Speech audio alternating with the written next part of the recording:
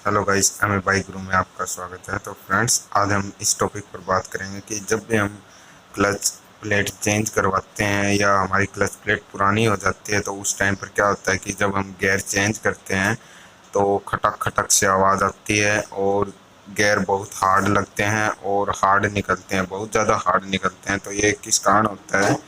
जब हम clutch plate डलवाते हैं तो उसमें एक जो हमारा क्लच कटोरा, जो क्लच हाउसिंग बोल देते हैं, वो आता है। तो उसका क्या सीन होता है कि वो साइड से कट जाता है। जब हमारी क्लच प्लेटें, हम जैसे कि रश ड्राइविंग करते हैं, एकदम से क्लच छोड़ते हैं, हाफ हाफ क्लच में चलाते हैं, तो उस टाइम पर उसमें खड्डे पड़ जाते हैं क्लच कटोरे में, जिससे हमारी क्लच प्लेटें, जब भी हम क्लच चेंज करते हैं गियर, तो क्लच प्लेटें उसमें वो खड्डे में शॉर्ट हो जाते हैं, यानी कि सीज टाइप की हो जाती हैं और एकदम से झटके से क्लच में पिकअप आता है।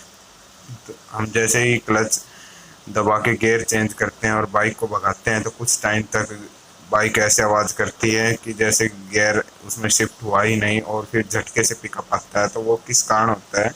जो हमारे क्लच हाउसिंग होता है, तो यहाँ से आप देख सकते हो, इसको हमने ग्रैंड कर दिया है, इकसार कर दिया है, नहीं तो यहाँ पर एक खड्डे पड़े होते हैं। तो इसको कैसे सही करना वो हम आपको बताएंगे।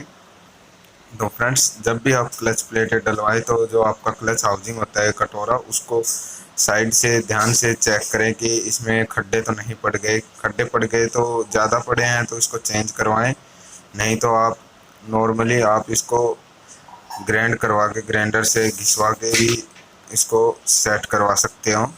तो फ्रेंड्स, आप देख सकते हो यहाँ से ये खड्डे पड़ चुके हैं, तो इसमें हमारी क्लच प्लेट इसके अंदर फंस जाती हैं और हम गियर चेंज करते हैं तो बहुत ज़्यादा हार्ड चेंज होते हैं। तो हम देखिए फ्रेंड्स, यहाँ से हमने इसको घिसा है और आपको कैसे घिसना है वो भी हम आपको बताएंगे। जैसे कि ये क्लच प्लेटें हैं और ये यहाँ पर आगे अटक जाती है, आगे पीछे मूव नहीं करती, जिसकी वजह से हमारी जो गियर शिफ्टिंग है काफ़ी हार्ड हो जाती है।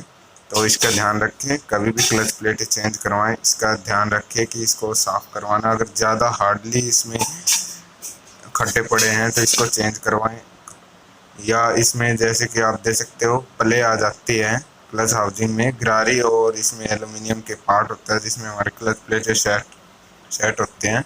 तो इसको हमें चेंज करवाना चाहिए, आप देख सकते हो। तो गाइस, इसका ध्यान रखिए कि यहाँ पर खड्डे न पड़े हों। अगर ज़्यादा पड़े हैं तो इसको हमें चेंज करवाना चाहिए, या नॉर्मली हम मैकेनिक के पास जो ग्राइंडर होता है उससे हम इसको साफ़ करवा सकते हैं। तो हम जैसे ही क्लच छोड़ते हैं तो इसके अंदर ये फंस जाती है, जिससे कि हमारी बाइक में पिकअप नहीं आता। तो इसको साफ़ करवाने के लिए नॉर्मली हमें ग्राइंडर यूज करना है और इसको हल्का हल्का घिस देना है।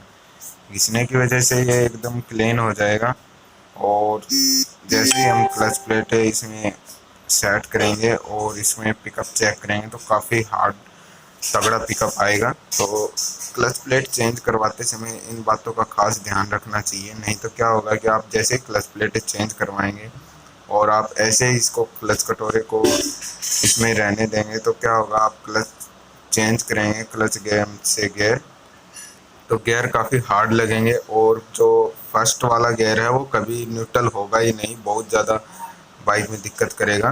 तो आप देख सकते हो इस तरीके से हमने इसको प्लेन कर दिया है और ये काफ़ी अच्छा है। और अगर आप चेंज करवाते हो तो ये वाले जो रिपीट हैं ये हमें निकलवाने पड़ेंगे, और ये एल्यूमिनियम वाला पार्ट बाहर निकल जाएगा, इसमें रबड़ बुस आते हैं, तो वो आपको नॉर्मली 150-200 रुपये में आप इसको मार्केट से परचेज करके डलवा सकते हैं। तो गाइस, वीडियो अच्छी लगी तो वीडियो को लाइक करें, चैनल को सब्सक्राइब करें।